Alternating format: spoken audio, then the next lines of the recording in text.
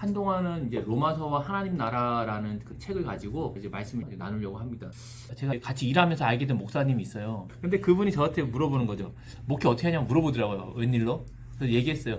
저는 그 하나님 나라를 중심으로 설교하고 또 목회합니다. 했더니 그분이 하나님 나라가 뭐냐는 거예요. 그래서 저 사실 좀 당황했습니다. 하나님 나라가 나한테 뭐냐고 물어보니까 오히려 좀 당황스럽더라고요. 그래서 얘기를 했죠. 죽어서 가는 천국이 아니라 이 땅에 임한 하나님 나라를 살아가는 그런 내용들을 설교하고 그렇게 얘기했더니 그분이 저를 굉장히 그 진보적이고 사회운동하는 그런 사람처럼 보더라고요.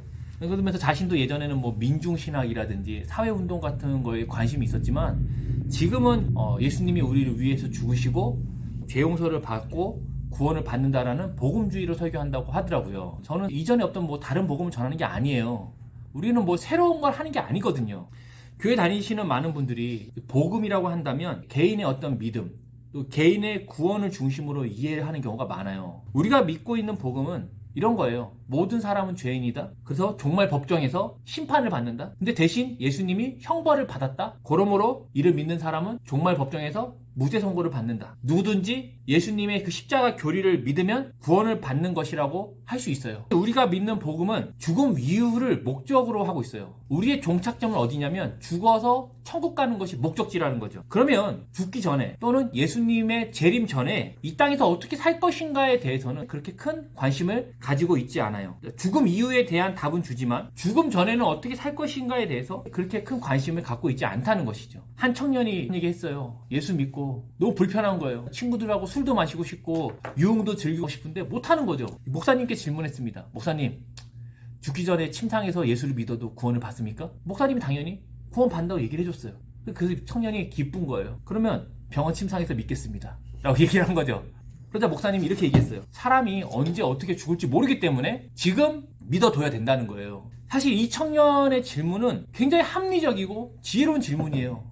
내 뜻대로 살고 유흥도 즐기고 이것저것 하고 즐겁게 살다가 죽기 직전에 믿으면 합리적이고 나은 거죠. 왜냐하면 죽어서 가는 이 천국의 복음은 이 땅에서 어떻게 살 것인가 보다는 죽어서 천국에 가는 것에 어떤 목적과 또 관심을 두기 때문이에요. 결국 삶에 대한 부분, 어떻게 살 것인가에 대해서 답을 찾다 보니까 어디로 돌아갔냐면 구약의 율법으로 다시 돌아가는 거예요. 교회를 오래 다니면 오래 다닐수록 복음이 아니라 율법으로 단단해져요. 신앙이 깊어질수록 뭔가 자유함을 누리는 게 아니라 죄책감을 누리는 경우가 많이 있다는 것이죠. 모순이죠. 자유의 복음이라고 얘기하고 또 진리가 너희를 자유롭게 한다고 얘기했는데 가면 갈수록 제약적인 게 더 많이 생긴다는 거예요. 왜? 어떻게 살 것인가에 대한 답을 찾다가 결국 율법으로 돌아가기 때문이에요. 또한 믿음이란 이 교리에 대한 개인의 동의예요. 그러다 보니까 신앙은 개인화가 되고 내면화가 됐습니다. 개인적인 자리에서는 우리가 그리스도인으로서 보여지지만 어떤 공적인 자리에서는 그리스도인으로 드러나는 것을 불편하게 생각해요. 속으로는 예수를 믿지만 겉으로는 드러내지 않는 것이죠. 왜? 그것은 공적인 영역이니까. 신앙은 뭐다? 개인적인 영역이잖아요. 제 직장에서 같이 일하는 분이 저한테 항상 얘기해요. 자기는 교회 다니는 사람을 절대 믿지 않는다는 거예요. 제가 물어봤죠. 왜 교회 다니는 사람을 믿지 않냐? 그분이 얘기합니다. 예전에 그 편의점에서 한 3년 정도 일했다고 하더라고요. 그 편의점 사장님 부부가 그렇게 교회를 다니고 신앙이 좋았다는 거예요. 그런데 편의점의 직원이라든지 아니면 다른 인종에 대해서 그렇게 혐오적인 발언을 하고 악덕 업주를 하는 거죠. 그러면서 자기는 절대 교회 다니는 사람 믿지 않는다는 거죠. 자기는 얘기해요. 나는 예수를 믿지만 교회는 안 다닌다는 거죠. 교회와 세상이 단절되는 거예요. 왜? 개인적인 영역과 공적인 영역이 구분되니까요. 개인의 공간과 공적인 공간이 구분되면서 교회에서만 우리가 거룩을 추구한다는 거죠. 이런 교회관 속에서 교회는 뭐가 되냐면 방주로 비유가 되는 거예요. 세상은 사람들이 빠져서 죽어가는 바다와 같고 그리스도인들은 구원의 방주에 타고 있는 거죠.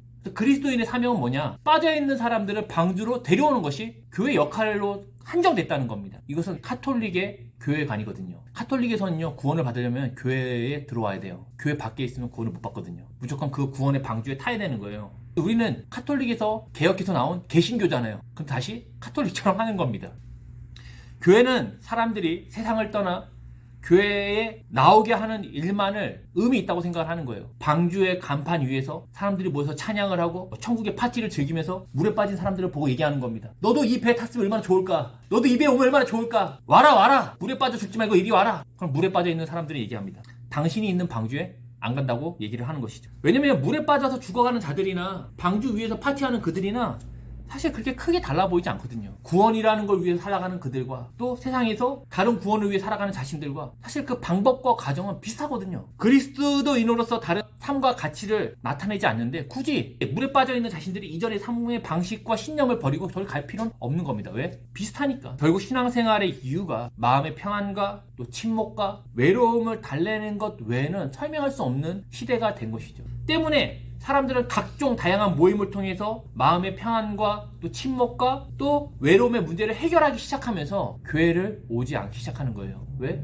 배드민턴 동호회 가면 되니까, 등산 동호회 가면 되니까, 거기서 새로운 이성도 만나고 새로운 정보도 받고 도움도 받으면 되니까. 우리가 믿는 복음, 이 좋은 소식이라는 것이 정말로 죽어서 천국에 가는 것, 세상과 교회를 구분하는 그 거룩함, 또 개인의 평안을 위한 복음이 다이냐 말이죠. 물론 이런 부분이 포함은 돼 있어요. 근데 이게 다냐는 거죠. 구약과 신약에서 하나님이 약속하신 이 복된 소식, 좋은 소식이 이게 전부인가? 그러면 당장 죽어갖고 천국 가는 것이 가장 복된 인생 아닌가요? 옛날 수도자들처럼 세상의 모든 거 갖다 버리고 수도원에 들어가서 생활하는 것이 가장 좋은 것이 아니냐는 거예요. 하지만 우린 그렇게 살지 않죠. 죽지 않고자 하고요. 또 자신의 것을 포기하고 수도원에 들어가고 싶어 하지 않아요. 굉장한 아이러니입니다. 예전에 생활고에 시달리던 어떤 아버지가 두 자녀를 살해하고 경찰에 잡혔죠. 그래서 기자가 물었습니다. 당신은 왜 아이를 살해했냐? 그래서 그 아버지가 이렇게 얘기합니다. 아이들이 생활고 때문에 힘들어하는 현실보다는 죽어서 천국 가는 것이 더 좋지 않겠냐? 기자가 또 물었습니다. 그럼 당신은 왜 죽지 않았습니까? 그분 얘기했죠. 자살하면 천국에 못 갑니다. 이게 죽어서 가는 천국의 복음이라면 극단적으로 봐서는 자녀를 사랑하는 아버지의 선택이라고 할 수가 있어요. 왜냐면 틀린 말이 아니잖아요. 아이들이 이 땅에서 힘들어하고 괴로워하는 것보다 죽어서 천국에 가는 게 얼마나 더 좋을까? 나도 가야 되는데 자살하면 못 가니까 죽지 않은 거죠. 사람들이 손가락질하고 비교 욕했지만 사실 틀린 말이 아니에요. 그러면 예수님과 구약과 바울이 전한 복음의 내용이 대체 뭐냐는 거예요. 정말로 예수 믿고 죽어서 천국 가는 것이 정말 예수님과 바울과 구약에서 약속한 복음의 내용이냐는 거죠. 물론 이것이 아니라는 게 아니에요. 포함이 돼 있는데 이것이 다가 아니라는 얘기를 하는 겁니다. 복음서에서 복음이란 단어를 사용하는 이 구절을 보도록 하겠습니다. 먼저 누가복음에 이 복음이란 하나님 나라의 복음을 얘기하고 있어요. 누가복음 4장 43절 우리 같이 읽겠습니다. 예수께서 이르시되 내가 다른 동네들에서도 하나님 나라의 복음을 전하여야 하리니 나는 이 일을 위하여 보내심을 받았노라 하시고 분명 얘기하죠. 하나님 나라 복음을 전하는 거예요. 예수님이. 누가복음 8장 1절 한번 보세요. 그 후에 예수께서 각 성과 마을을 두루 다니시며 하나님의 나라를 선포하시며 그 복음을 전할 때 12제자가 함께하였다. 하나님의 나라를 선포하는 게 복음의 내용이었다는 거예요. 누가? 예수님이. 자, 누가복음 16장 16절 보겠습니다. 율법과 선지자는 요한의 때까지요. 그 후로부터는 하나님 나라의 복음이 전파되어 사람마다 그리로 침입한다는 겁니다. 지금 분명한 건 예수님이 전하신 복음의 내용은 하나님 나라의 복음이라는 거예요. 그럼 하나님 나라가 뭐냐? 마태복음에도 동일하게 복음을 하나님 나라로 설명합니다. 마태복음 4장 23절, 9장 35절, 25장 14절에 보면 이렇게 얘기해요. 천국 복음을 전파하시며 라고 얘기하거든요. 천국은 하늘에 있는 나라잖아요. 봐라, 하늘에 있는 나라를 전파한 것이 아니냐 라고 말씀하는 분도 있을 수 있지만 분명한 것은 마태는 하나님 나라를 전파했다고 쓴 거예요. 다만 그것을 천국이라고 쓴 거죠. 왜냐하면 마태는 유대인을 대상으로 마태복음을 썼거든요. 복음의 대상자들이 유대인이었어요. 근데 유대인들 율법의 교사들은 어떻게 하면 율법을 잘 지킬 수 있을까를 고민하는 게 그 사람들의 직업이었어요. 근데 그들은 고민을 하다가 율법에 울타리를 치는 거예요. 예를 들어서 10계명의 3계명이 뭡니까? 하나님의 이름을 망명되게 부르지 말아라. 이걸 지키기 위해서 어떻게 했냐면 차라리 그러면 부르지 말자고 한 거예요. 하나님의 이름을 계속 부르다가 실수할 수 있으니까 아예 부르지 말자. 그래서 여호와라는 단어에다가 모음을 바꿔갖고 아도나이라고 했어요. 그럼 나의 주님이 되거든요.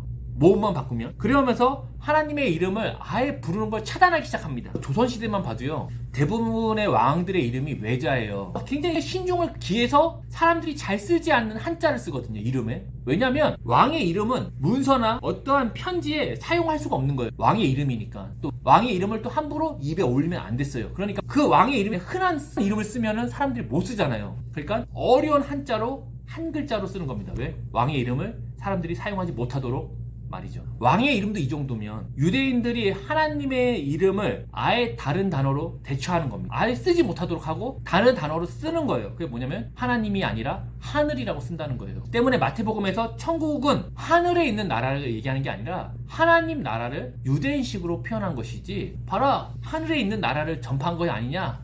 그렇지 않다는 겁니다. 또 마가복음 역시 복음을 하나님 나라 복음으로 설명합니다. 마가복음 1장 14절에서 15절 보시면 요한이 잡힌 후 예수께서 갈릴리에 오셔서 하나님의 복음을 전파하여 이르시되 때가 찼고 하나님의 나라가 가까이 왔으니 회개하고 복음을 믿으라 하시더라. 예수님이 전파하신 복음의 핵심 내용은 뭐냐면 하나님의 나라가 가까이 왔다는 거예요. 예수님은 전파만 한 것이 아니라 귀신을 쫓아내시고 병든 자를 치유하시고 또 세리와 죄인들과 함께 식사하시고 어울리시는 걸 통해서 하나님 나라가 어떤 것인지를 보여주신 거거든요. 또 구약에서도 복음은 하나님의 나라로 설명을 합니다. 이사야 52장 7절을 한번 보겠습니다. 좋은 소식을 전하며 평화를 공표하며 복된 좋은 소식을 가져오며 구원을 공포하며 시온을 향하여 이르시기를 내 하나님이 통치하신다 하는 자의 산을 넘는 발이 어찌 그리 아름다운가. 좋은 소식, 아름다운 소식 다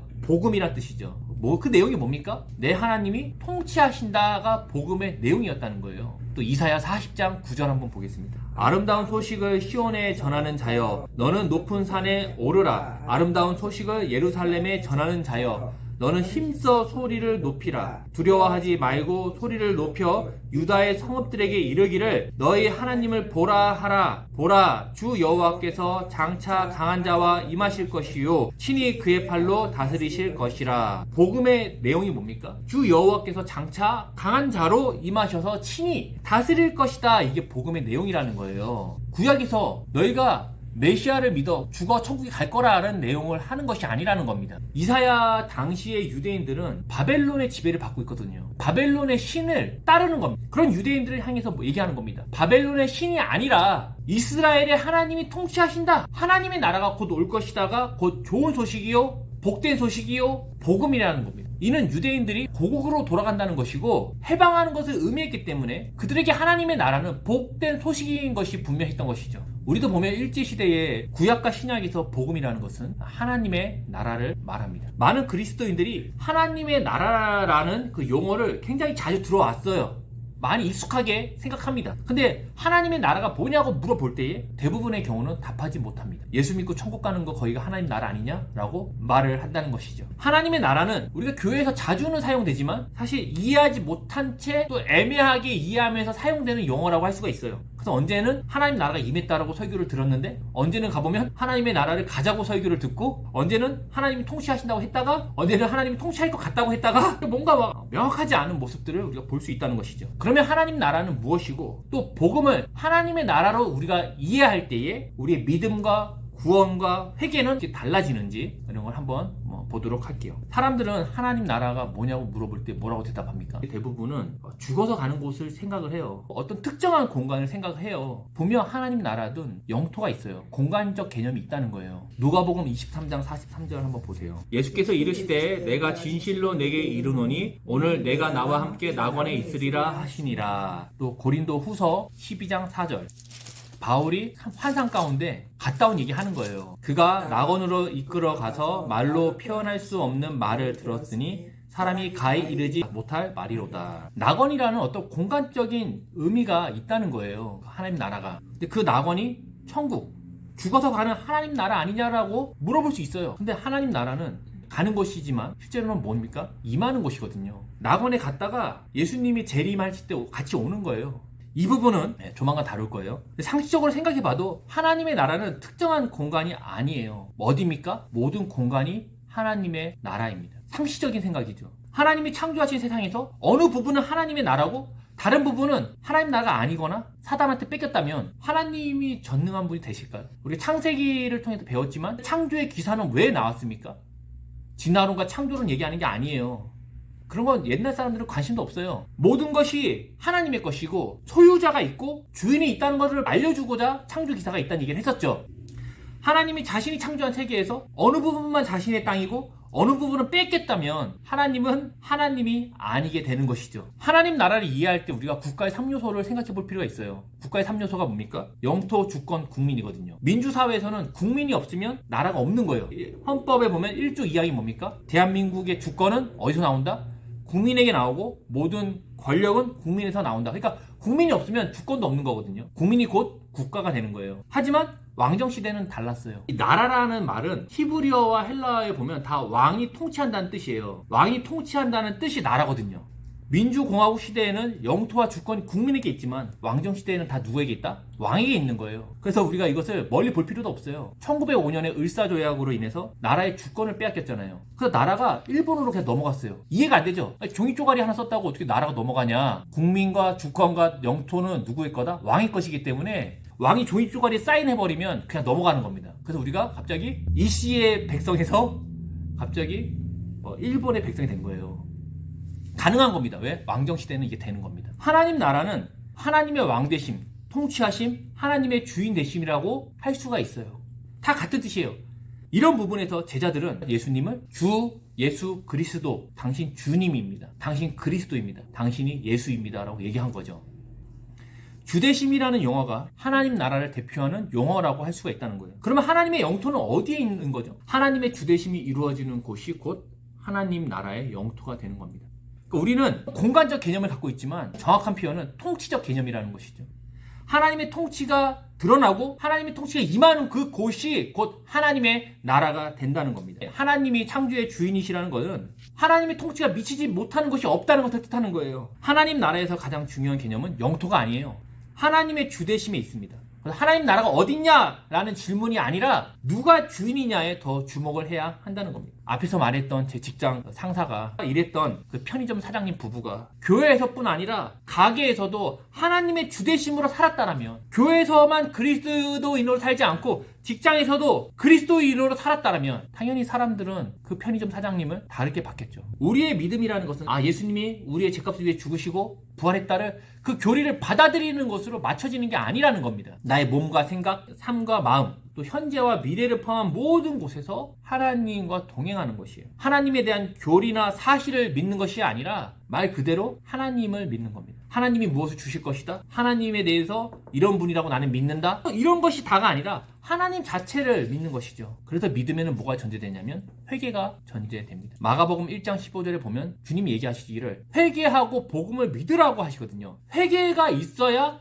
되는 거예요. 믿음이라는 것은. 이사야가 바벨론 포로로 끌려가는 유대인들을 향해서 회개를 촉구할 때도 이렇게 말합니다. 너의 하나님이 통치하신다. 이 선포에는 뭐가 있는 거죠? 뭐뭐뭐가 아니다가 포함이 돼 있는 거예요. 바벨론의 신이 아니라, 사단의 통치가 아니라, 죄가 아니라 하나님이 통치하신다라는 것이죠.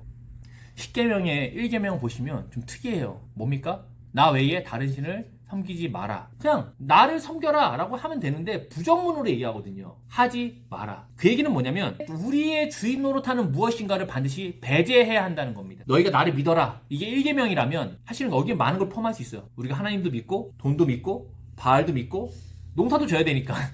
근데 이 모든 것을 다 배제해버리고 하나님만 주인으로 믿어라. 이것이 바로 회개입니다. 당시 이스라엘 사람들은 그렇게 하지 않았어요. 유대인들은 제사를 드렸어요. 하지만 실제 그들의 주인은 누구냐면 강대국입니다. 바벨론이 우리를 구원해 줄 것이다? 아니다. 페르시아가 우리를 구원해 줄 것이다. 또 죄의 지배를 따라 자신의 배를 신으로 삼아서 살았거든요. 그래서 그들은 약한 자의 것을 빼앗는 일들을 당연하게 했습니다. 왜? 법이 없었으니까. 보이지 않는 사단의 지배를 따라 살았다는 겁니다. 매일 예배도 드리고 하나님을 믿는다고 맨날 떠들었지만 그렇게 했다는 것이죠. 회개는 이 모든 곳에서 떠나는 것을 말해요. 사람이 두 주인을 동시에 섬기는 것은 말이 안 되기 때문이죠. 그러면 구원이라는 것은 무엇일까요? 하나님이 나의 왕, 주인 되시고 나는 그분의 백성이 되는 그 관계성, 그 상태가 구원이라고 합니다. 예수님을 알지만 관계가 없는 자들이 성경에 나와요. 누굽니까? 귀신들이 그렇죠. 내가 당신이 하나님의 아들이요 그리스도인 거 아는데 우리가 어떤 관계냐? 관계가 없다는 것이죠. 근데 실제로 이런 일들을 한다는 겁니다. 우리가 교리에 동의하고 교리를 배웠어요. 하지만 그것이 나와 관계가 없는 삶을 사는 거죠. 그러니까 어떻게 합니까? 삶은 그리스도인으로 살지 않는 것이죠. 아니면 여전히 율법으로 다시 돌아가 산다든지. 예수님의 십자가의 죽으심과 부활로 말미암아 죄의 값이 지불이 됐고요. 사망을 무기로 삼아 통치하던 사단의 통치도 끝났어요. 하나님의 소유, 하나님의 백성이 된 자들이 우후죽순 일어난 사건이었거든요. 사람들은 죽어서 가는 천국과 하나님 나라를 따로 구분하거나 또 혼돈하여 이해를 못하지만 사실 하나님의 주되심의 영역은 죽어서 가는 그것만 있는 것이 아니고 또 교회에서만 있는 것이 아니라 모든 영역을 초월하여 이루어집니다. 사회와 자연, 또 현실과 초월 세계에도 하나님의 통치가 있는 것이죠. 죽어서 가는 천국과 이 땅의 모든 곳은 다 하나님의 나라입니다. 하나님의 통치, 하나님의 주되심의 영역이라는 것이죠. 그러니까 사람들은 계속하여 뭔가 구분하려고 그래요. 세상은 악한 것이고 교회는 거룩한 것이고 저 공간은 특별한 것이고 이 땅은 떠나야 되는 것이고 그러다 보니까 믿음이 좋으신 분들 중에 극단적으로 선택하여 두 자녀를 살해한 아버지 같은 일들을 하는 것이 사실 틀린 말이 아니죠. 하나님 나라의 복음은 삶과 믿음을 구분하지 않아요. 믿음이란 곧 하나님의 주인 되심을 이루는 삶이기 때문이죠. 그러니 행함이 없는 믿음은 거짓이라고 야고보가 얘기하는 것이죠. 행함이 없이는 구원을 받을 수 없다. 이 얘기를 우리는 행위 구원이라 생각할 수 있지만 틀린 말이 아니에요. 왜냐하면 믿음은 곧 행함과 같은 말이기 때문이죠. 너의 믿음을 어떻게 보여줄 거냐? 난 교리를 믿습니다. 그러니까 그 믿음을 어떻게 보여줄 것이냐?